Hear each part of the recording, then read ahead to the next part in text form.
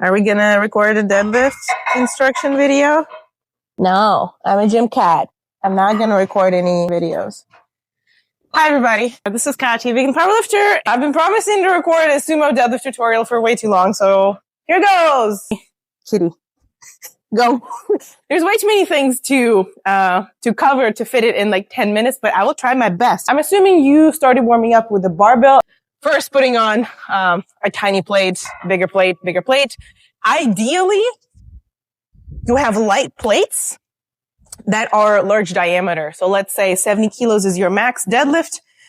This is 5 kilos. You're going to put it on first and raise the bar from the ground so you can start practicing the deadlift as if it was the same as your heavy weight, but it will be higher from the ground rather than if you put a smaller weight on it. Okay. So this is tip number 1 that I think a lot of beginners miss.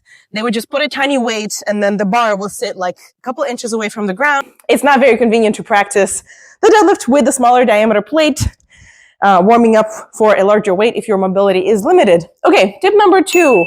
Of course, you need to have mobile hips, flexible hips. You are going to stretch it, separate video about that. Assuming you have practiced all of this, you have stretched your hips, you have warmed up, and we are ready to pull. Okay, so the first thing we want to figure out is where to put your feet and how to arrange your toe versus heel. So I am relatively flexible and also my limbs are relatively long. I'm not a short person. I'm not a super tall person. I'm 5'6.5". So very comfortably, my toes touch the plates and my feet are set like 45 degrees. I used to like ballerina it out, and this did not allow me to lock out very efficiently. I was locking out like a pooping dog. So I turned my toes in. So what you want to do is you want to figure out what is the most convenient knee, toe, and hip arrangement for you, because ideally your knees are going to point at your toes. Like if your toes are ballerinaed out and your knees are caving in, that's not a very efficient scenario.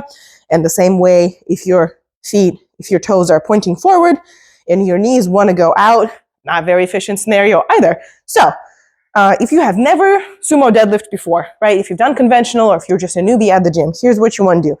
You want to set your feet twice as wide as your shoulder width and start there. Put your toes 45 degrees and see where your knees go. Do they want to go in? Do they want to go more out? And from there, you can arrange your toes. Again, this is like a warm-up weight for me.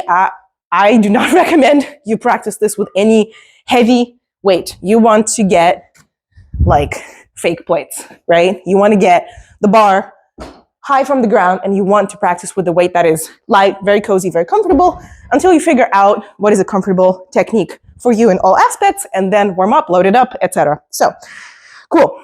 Now, where is the bar? Where should the bar be when you start? I can spread my knees out so much so that the bar pretty much can touch my shins almost at the start. So before I start getting down to the bar, I am going to be like an inch away with my shins. You've probably heard that the bar should shave your shins. It should go by it should pass by your legs as close as possible on the way up. But when you set up, that doesn't mean that it needs to be touching your shins then. Why is that? Because when you get down to the bar and wedge, you see how your shins go forward, and a lot of the times it can roll the bar forward if your bar is touching at first, and then you wedge, and then you see this happening with beginners a lot of the times. So to avoid that forward momentum, for a lot of people, and for me, what works is the bar almost touches your shins, but it's like a smidgen away, half an inch, an inch. I would recommend measuring the distance from the bar to your shins by the amount of fingers that you can put in between.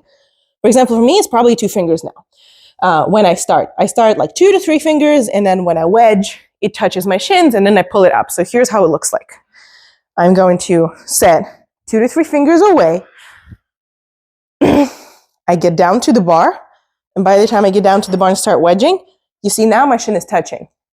Now my shins are touching. The bar is not rolling. They just are touching, and I'm ready to pull. The bar hasn't moved anywhere. It hasn't moved forward. It hasn't moved back. Okay, very nice and convenient. Now, if you have a bigger belly, some people, conventional and sumo, start the bar a little forward. And then they pull it towards them. They kind of roll it towards them. It's more typical for a conventional from what I've seen, but you can also start the bar a little bit forward and pull it towards you and then pull. That's another option. I don't typically recommend doing that unless it's extremely, extremely inconvenient for you to just start the bar above your laces, a smidgen away, 2 to 3 fingers away from your shins, and then wedge and then pull. Okay, so we figured out where the bar should be. We figured out where your toes and where your knees should be. Now, how do you get to the bar? Put my feet where I want my feet, and put the bar where I want relative to my shins. So usually 2 fingers away from my shins. Now time to get to the bar. You don't want to do this, probably, most likely. I would say if you can, keep a straight back and have enough hip mobility to get to the bar so your back moves minimally, and you need to change the minimal amount of things from getting to the bar to pulling, that would be ideal. But it's fine if you get to the bar and then straighten up. So here's 2 options. Option number 1. Option number 1 is I'm going to bend my knees and my hips at the same time. Knees and hips. Knees and hips, and slowly get to the bar. Getting arms long is kind of important, so I don't want to pull my shoulder blades together like I do in bench press. Yes, your back needs to be straight-ish, so I'm not hunching, right? This is back hunch, this is shoulder blade movement. 2 different things. Very difficult for beginners to judge the difference. So pretend somebody puts a finger in between your shoulder blades, or there's a pencil there, you're trying to hug it. That's a shoulder blade movement. So you want to completely pull your arms forward. Pretend somebody's pulling you by your arms. Those are your shoulder blades being pulled down and apart, and your arms are getting made very long. So I'm going to lengthen my arms, bend knees and hips, until my hands touch the bar. Great. From here, I grab the bar, look forward, and pull. Awesome. What about slack? You may have heard that you need to pull the slack out of the bar.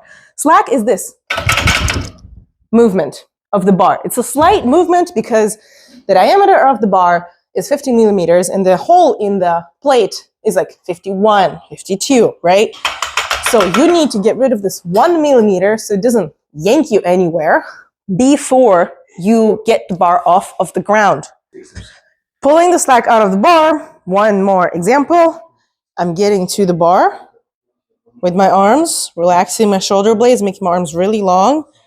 I'm wedging, and then you see this tiny movement. It's literally a millimeter. After I've pulled the slack out of the bar, I just push the floor away with my legs and pull. Now before that, I said I'm gonna wedge. So what is a wedge? Probably the most difficult and the most important concept of today is wedging. And I have made a separate short video on wedging. It's in the reels of the channel or in the deadlift playlist, so you can go check it out if you need like a reminder on how to wedge. Essentially, you want to get your hips as close to the bar before it leaves the ground, and you want to continue getting your hips closer to the bar while you're pulling the shoulders back. So if you don't want to cancel me for this, I like to explain it as you want to fuck the barbell because that's really the type of movement that you're doing, right? You get into the bar, and then you see I'm trying to get my hips as close to the bar as possible. I mean, how better can you explain it than you're trying to fuck the barbell? Sorry. Spread the knees and get in the bar close to your pelvis while your back is staying engaged statically. So you're not letting go your back, okay? What you're doing is, after you've set everything up, you pull the slack out of the barbell. It is time to wedge. So remember, there is a second way to get to the bar. The first way is to get to the bar with a straight back. The second way is with a curvy back. Now, you can slowly unround it by looking forward, not up, not down, looking forward. And after you've straightened your back enough and your glutes are in the most efficient, strongest position to start the movement, to start the deadlift, you get the shoulders back and push your hips forward. One more time. Get into the barbell. Either with a straight back and then push your hips forward, push your knees apart, or with the curvy back, slowly unround vertebrae by vertebrae, and you feel like you can't unround anymore, and the only thing you need to do is to push the floor away from you to start the deadlift. You do exactly that. Now, how do you figure out where to put your hips? What is too high? And kind of like, you see how far my center of gravity is from the barbell, and what is too low? Like this. This is basically a squat. You can tell this by judging where your center of gravity is versus the center of gravity of the barbell. So with this position, I'm very inefficient and I'm falling forward, right? The weight of the barbell is pulling me forward. I cannot effectively get my hips closer to the bar. And if my hips are way up over there, again, now I'm falling backward because my center of gravity, that is kind of halfway in this plane and about 2 to 3 fingers above my belly button, because I'm a woman, it's too far back, not efficient. So looking from the side, basically wedging, is getting the center of gravity of the barbell and your body as close to one another as possible. With the squat, you don't have to worry about this because they're already stacked. Your center of gravity is where the center of gravity of the barbell is in this plane. And with the deadlift right now, it is back. Now I'm pulling my center of gravity forward, forward, forward. Great. I'm going to wedge or get my hips close to the bar, so much so that I can feel the bar slightly getting off the ground if I wedge a little bit more. You can practice this with the light weight. For example, when you're warming up, practice wedging, pulling the bar off the ground a couple times before you finish the movement so you know what this feels like. Of course, when the bar is loaded with something that's like 85, 90% of your 1 rep max, it's not going to get off the ground, but your back is going to get in the right position. Okay? I am getting closer to the barbell, and from here, I just wedged and it got off the ground. If my back did not relax, if I don't break any technique, all I need to do is just keep pressing the floor away from me and get my hips forward and get my shoulders back, and the deadlift is done. If your setup is correct, you will never need to worry about finishing the lift. Okay? And if your back is strong enough, of course. If your back is weak, then you might end up just pulling and then your back rounds. So you're giving away your back, you're giving away your upper back, lower back, whatever. And you can't finish the movement. That's a back strength issue. And sometimes it's just time. Sometimes all you need to do is spend enough time under the barbell, get your squats, get your good mornings done, and get enough volume on your posterior chain done that it can hold that much weight statically. If you're a beginner, you can have great technique with deadlift, sumo, or conventional, and sometimes you just can't finish the lift because your back is not ready, your central nervous system is not ready, your tendons and joints are not strong enough. And remember, tendons and joints get strong slower than muscle. They need to recover for longer. So it is okay if you need to spend a little bit more time to nail all of the things of your deadlift out. This is probably it. Let me know if the tutorial was helpful and if I've missed anything. And make sure to like the video and share it with somebody who is just learning the sumo deadlift. I hope this was useful, and I'll see you in the next one.